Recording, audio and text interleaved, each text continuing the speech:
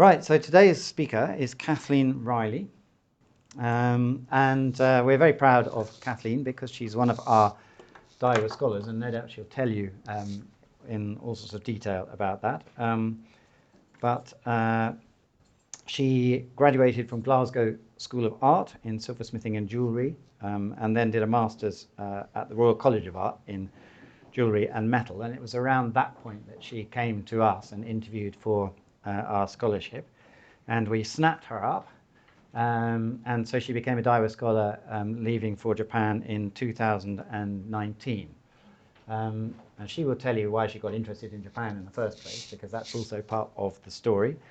But she spent, in the end, quite a long period of time in Tsubame Sanjo, Japan's famous metalworking area in Niigata Prefecture. And she'll be telling you about what she did there. But of course, this is exactly what we're hoping for in a Daiwa scholar, that whatever field they are in, they become engaged with Japan. So we think Kathleen is an ideal advertisement for the program. Thank you, Jason, for the lovely introduction, and thank you everyone for coming to hear a little bit about my story, why I became interested in Japan, and also about my knife design, Oku, which was released this year at London Design Festival. And it was actually the project that I proposed to go on the Daiwa Scholarship back in 2019. And it's a knife with a unique folded handle. So I'm going to talk a little bit about that, along with some other things. So I hope you enjoy, and thank you very much for coming.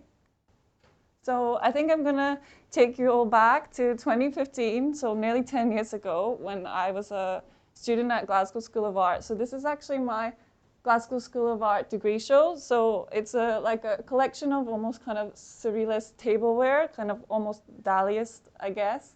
So I actually, in 2013, went to Japan on an exchange for 3 months and learning jewelry. So before this degree show, I actually did jewelry for my whole time on my undergraduate degree. And I went to Japan and I became interested in forging and like kind of captivated in Japanese table setting and arrangement, and how like kind of all these objects were separate pieces on their own but loosely connected. You've got the ramen spoon that hooks onto a bowl, or chopsticks and chopstick rests, and I kind of was comparing that to my Western upbringing and table setting, and thinking about why can't we kind of like bring these sensibilities or ideas to like a Western table setting, and kind of tried to challenge this with the degree show collection. So this was kind of some of the pieces I'll talk about that were the result of this.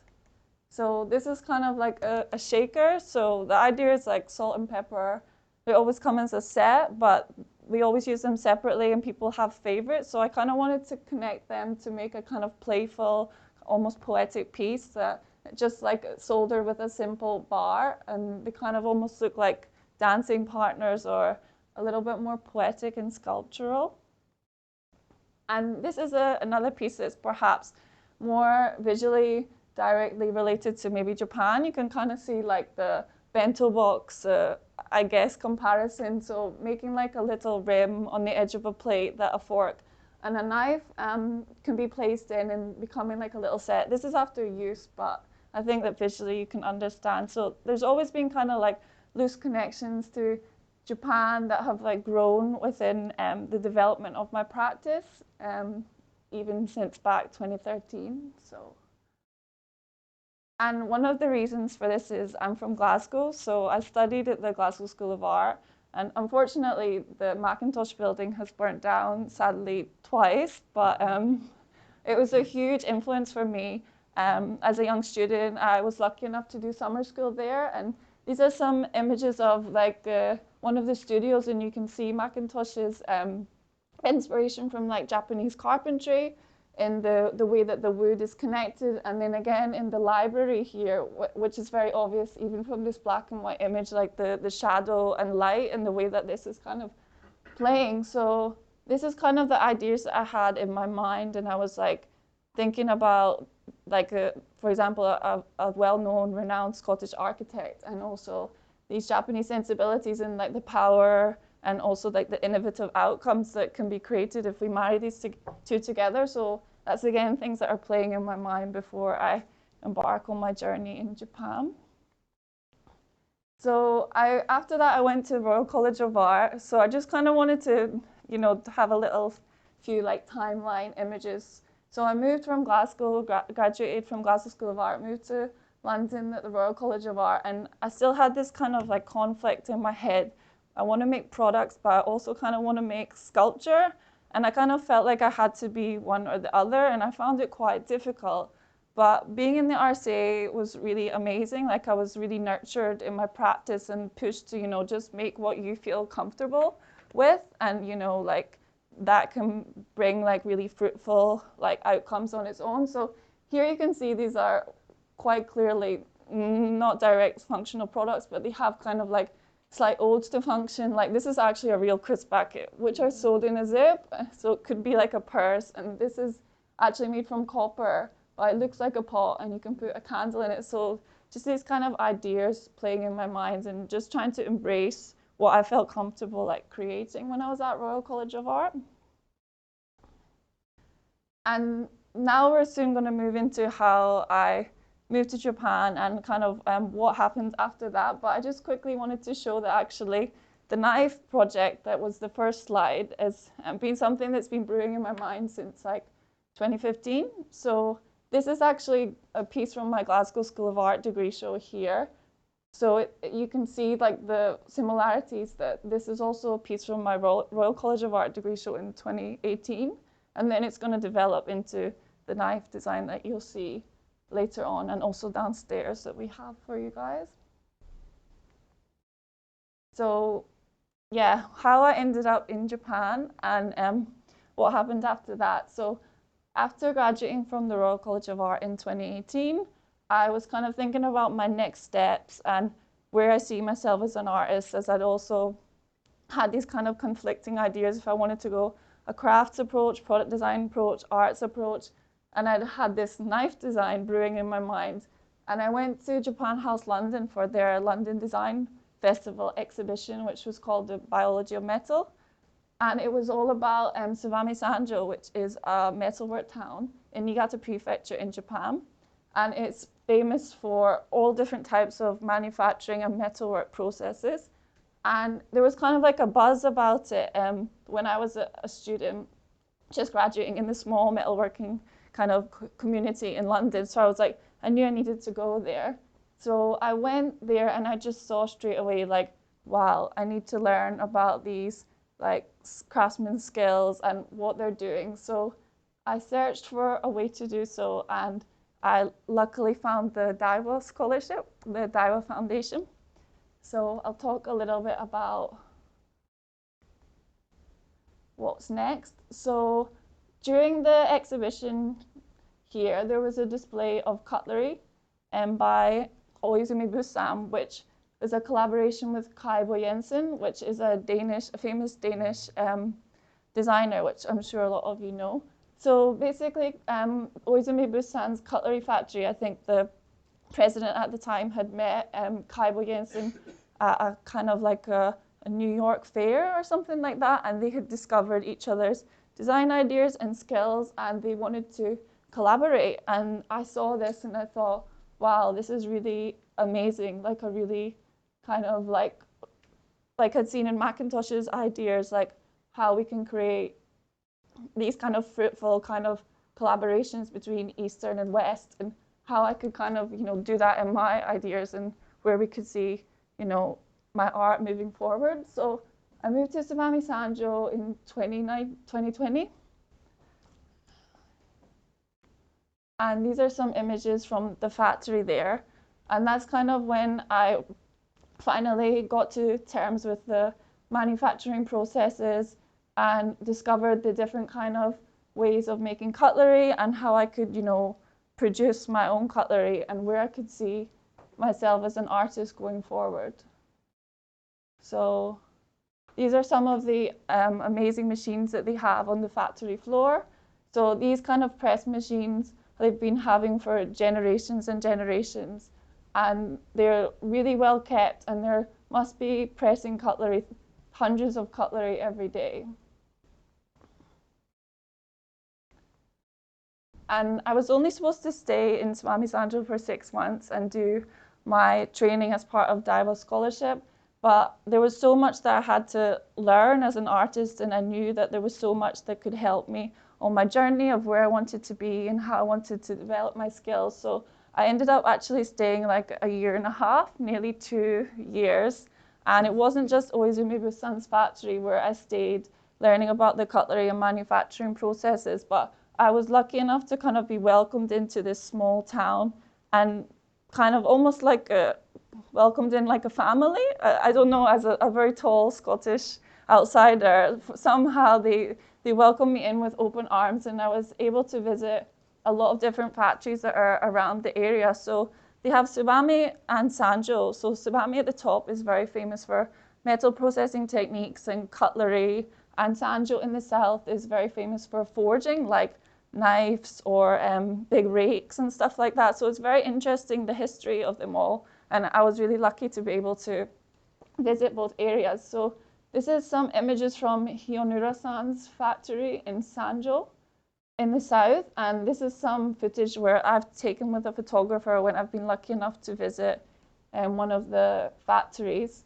So they're forging one of their, I think they said they have a waiting list of like 40 years for their knives. They're like really like top notch. So this is me and Mutsumi-san, who is the son. So he's kind of teaching me like the secrets of a Japanese metalworking in Sanjo and letting me see him forge live, which was a really amazing experience. And his father, I think, is having some problems with his hearing, so he's kind of taking it from all the many, many years of forging. So he's kind of learning the ropes and taking it over, and that's very common for the factories in Tsubame Sanjo, for the, them to move down generation to generation and, keep going as a family business. So another factory that I became very close with when I was in Tsubame Sanjo is Gyokusendo, and we actually have one of their teapots downstairs, so you'll be able to see that later on when we finish the talk. So Gyokusendo is amazing. It's in Tsubame City. It's this amazing, beautiful workshop that does suikidoki, which is copper raising and copper hammerware and making vessels. So they have this beautiful garden, and then in the back they've got this amazing, really old school workshop. So this is where they're doing patination, and these really old wooden barrels and all their own chemicals and mixing everything to change the color of the copperware.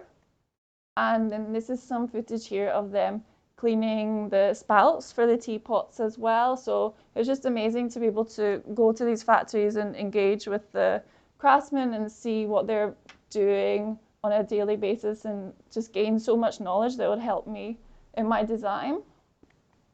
And this is one of the finished kettles that they have just in the tea room. So you can see them making them on the factory floor or workshop floor. They're all on tatami. And then you can go to the really beautiful showroom and you can enjoy tea out of the kettle. So it's a really beautiful experience.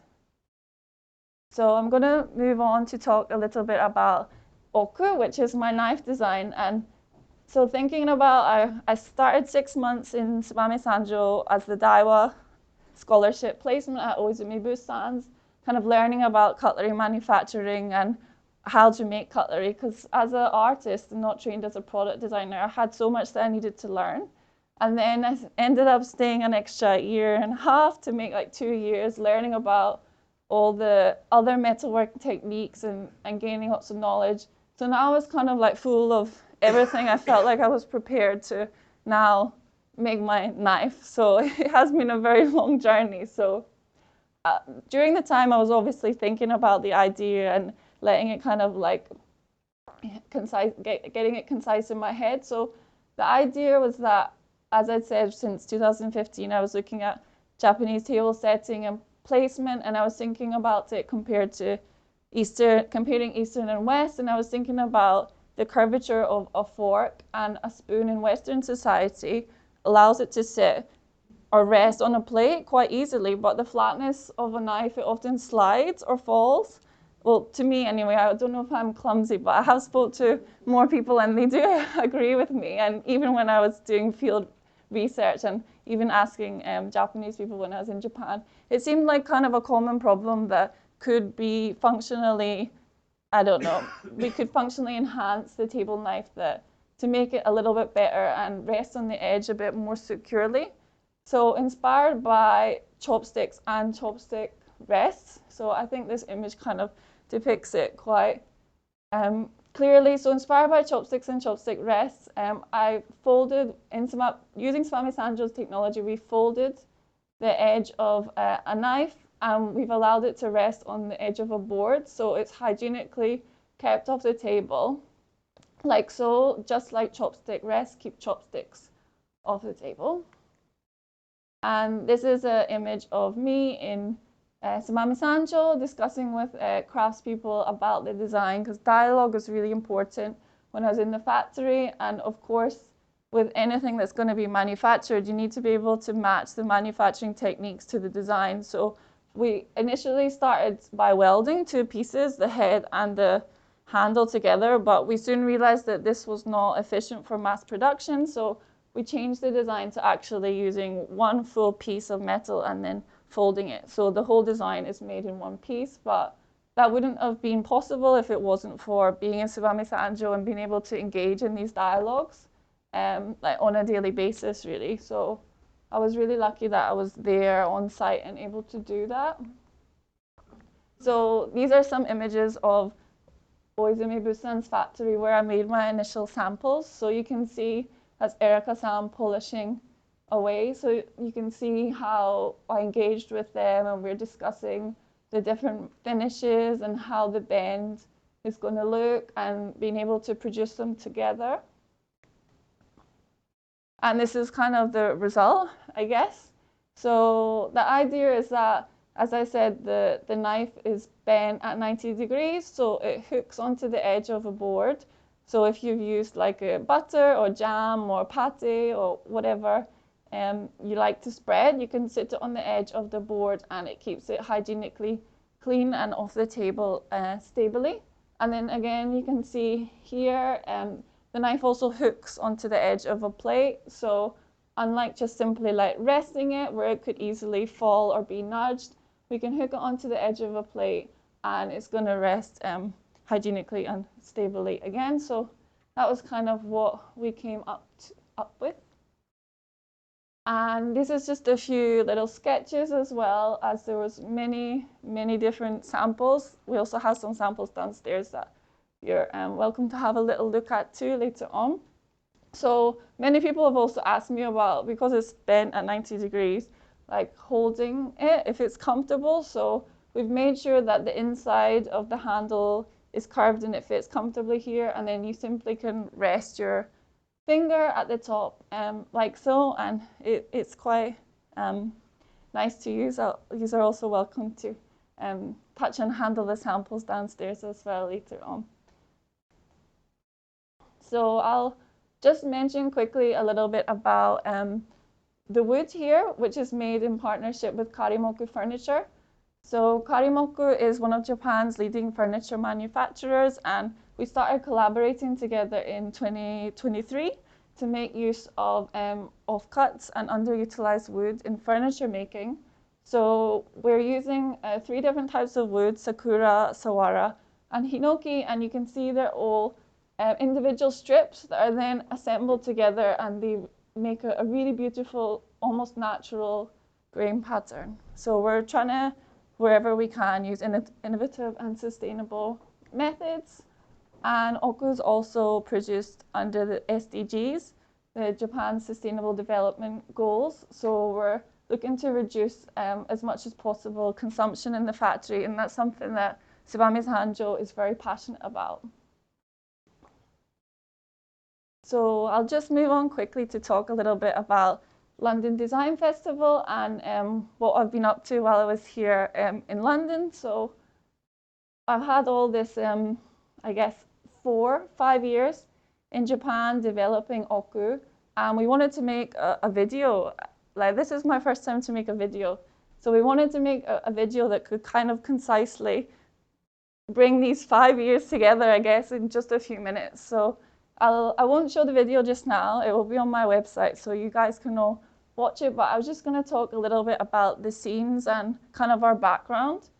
when we were making the video. So here you can see, this is actually the end scene, me placing oku into this collection of objects where I've been collecting for, I guess, like the 5 years I've been in Japan, or even before that. So they're all objects from the UK and Japan that have inspired me during the making of design, and it's just kind of me placing oku into as that kind of, you know, we've finished it, here it is, and I hope it aesthetically and visually fits in really nicely to the surrounding items.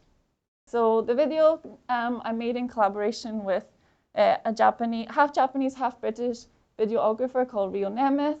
So it's really nice as well to have that, you know, where I'm trying to fuse Eastern and Western sensibilities, and also having that with Rio as a videographer, and Paz Castro, who directed the film as well, who's just got a really amazing sense of bringing East and West aesthetics together. So the video kind of starts with me placing the items on the floor, and just kind of moves to my collection of objects and things that have inspired me. And we shot it in this really beautiful old house in Tokyo.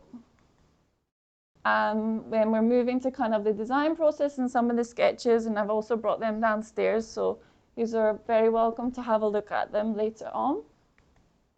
And not so flattering image of me, but a shot of me in the studio, and my samples that are again going to be downstairs. So we're kind of showing the journey and the making process, and then moving to Tsubame Sanjo. So this is actually Gyokusendo, the workshop that makes the kettles that I was showing a little bit earlier. So engaging in dialogue with the different factories and talking about my design and how important getting feedback was from all of them on a daily basis. And then moving to the factory, the video moves to the factory itself, where we're actually pressing the knife. So it's really, really interesting to see the pressing technology and techniques that they have in Tsubame Sanjo.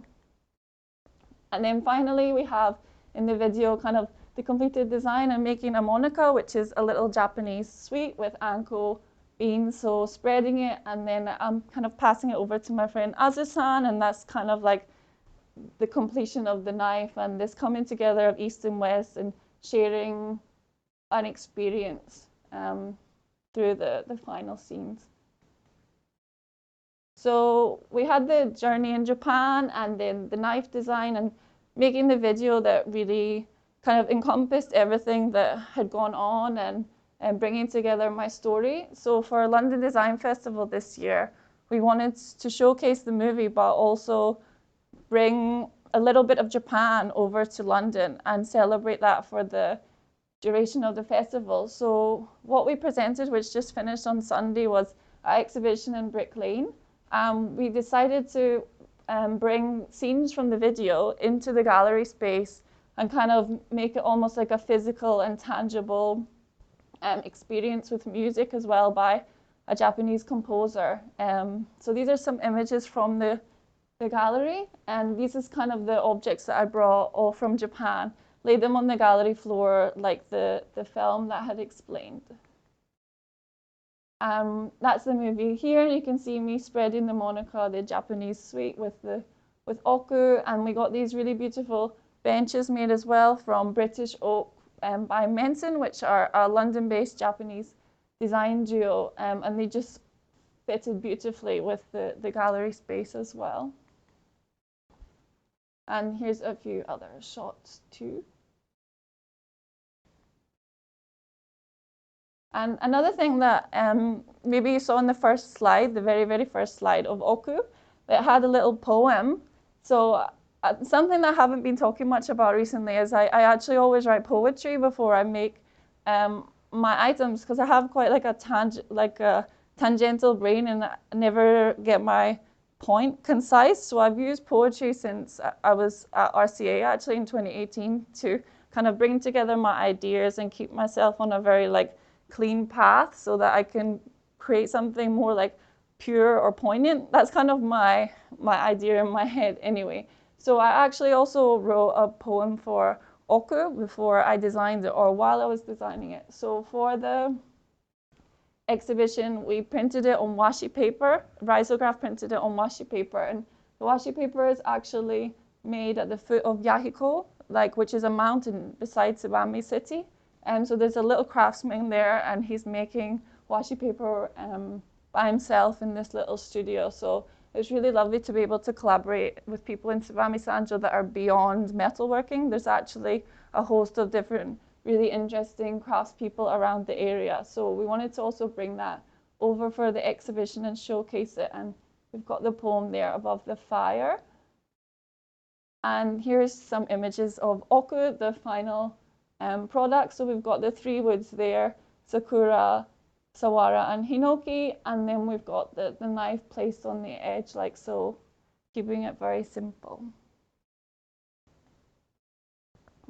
And then it was also really important for me for the exhibition to bring samples and show a kind of studio scene, just like we had in the video as well, with me at the table and at the desk. So we brought over a lot of samples and drawings and books that again are downstairs, so you'll be able to have a little look at. So we recreated that in the corner of the gallery and invited guests to pick them up and hold them and touch them and feel the weight, because Japanese cutlery is traditionally a lot lighter than British cutlery. So we really want people, especially in London, to kind of engage with that and understand the piece beyond the visuals of it. And the wood is also very interesting to touch.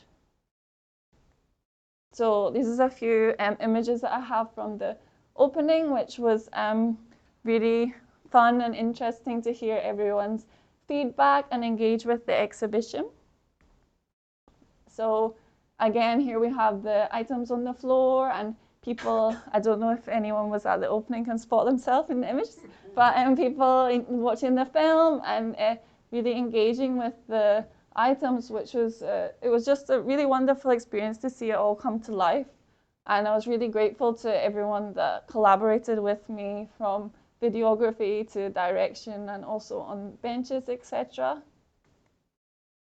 So I'll move on to second to last topic. So we have the backspace during London Design Festival that was showcasing kind of bringing the film from the screen into the gallery with the poetry, the objects, the samples, and also the objects on the floor.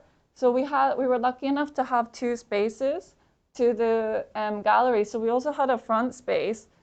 We wanted to create something else that would coincide and work in tandem with the exhibition in the back and kind of bring a new level to oku. Because it's such a small product, we wanted to kind of create a community and a kind of oku and friends story. So we came up with an idea for pop-up shop, and cafe. So as I said, I was in Tsubame Sanjo in Niigata for 2 years, and I'm still working there every month. So we wanted to bring some of the people that I've really engaged with, like I said, Gyokusendo with the teapots, and other brands and factories to showcase their designs in the diversity and capabilities of Tsubame Sanjo, and hopefully get a bit of a buzz for this tiny metalworking town here in London.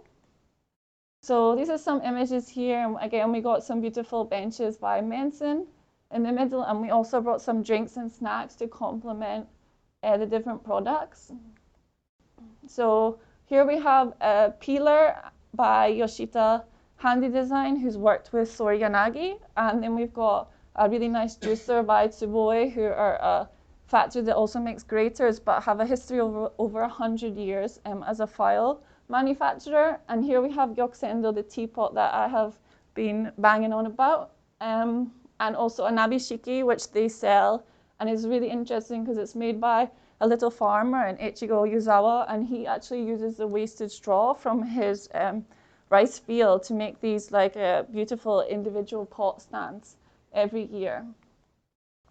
And then we've got Conte, which is a brand that make cooking utensils, and they're actually, I shouldn't have favorites, but they're one of my favorite brands in Tsubame Sanjo. So we've got these beautiful multifunctional bowl sets with strainers and measuring spoons as well.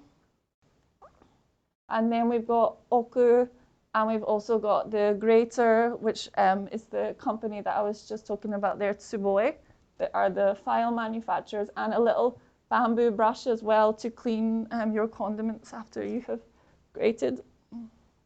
So I hope that during the pop-up, we kind of like were able to showcase the diversity and also carefully curate a nice and relaxing environment. So to do so, we also brought some snacks and drinks, and you can see how I had the Monica in the video before. So we had really like it was important for us to have attention to detail. So we were offering Monica as a snack as well in the cafe. So we kind of wanted all these little subtle things that could align during the exhibition. And we also have the book about Tsubame Sanjo and a CD from the composer who made the music for the video in the back. And we were also offering some drinks with soda and this really interesting syrup, which is by Toge, which uses bark and wood from trees in Niigata Prefecture, which is really delicious. So just to wrap it up, because I've been talking for a long time, I was just going to talk about another project quickly that I'm still working on aside from Oku, which is a casting project. So these are called Gran's plates, and they're kind of developing into something called Mother's plates. So they're inspired by like centrifugal casting techniques, which is ancient chuzo in Japanese. So they're made on a pottery wheel, like spinning, and I'm also making them in collaboration with a factory in Takaoka and Toyama. So I'm trying to kind of, by using tin and low melting point metal, I'm trying to kind of trap pressed flowers and pressed flowers inside glass and metal to create these kind of plates and objects that are supposed to be representational of the transient, fleeting nature of life. So they're kind of also inspired by memories of my grandmother and also my mother and their gardens and the flowers that they had in them as well. So there's just a few images here using different flowers and different combinations of color. And it's really beautiful to see that the way that the metal spins around the plate, the different kind of patterns that emerge. And in addition to doing it with flowers, I'm also doing it with butterflies as well, looking at kind of butterflies and moths as symbols of the afterlife and these kind of like fragile and beautiful creatures, and trying to kind of combine them with like the stable and kind of solid state of metal, and how we can kind of create these like almost relic-like objects that you can touch and hold and actually like become like intimately close with. Otherwise, like in comparison to how a butterfly would be as this kind of ethereal creature. So there's a few more images as well of a kind of smaller size butterflies. So this is a project that I'm still developing, and hopefully next year I will have some bigger plates around 1 meter in diameter, which I'm currently making in collaboration with a factory in Tokyo, in Sumida. So I need to get back to Japan soon and get onto that as well. And this is to just finish off here. This is kind of a shot from the factory of us spinning the metal inside a kind of glass vessel. So we're trying to use, as I said, ancient chuzo centrifugal casting to spin the metal inside and up the glass. And we're hoping to be able to trap like butterflies and flowers in between the glass and the metal as it spins up inside the mold. So I've made one sample, but I have not put it in the slide because it's a very preliminary test, but we've made one so far and we're hoping to develop that next year. So that's kind of where that project is as well, and just kind of, again, showing the different diversity and different projects that as an artist are capable, or you're able to kind of produce these kind of things in Japan as I guess, an outsider. Yeah, I think that's going to be it. Thank you.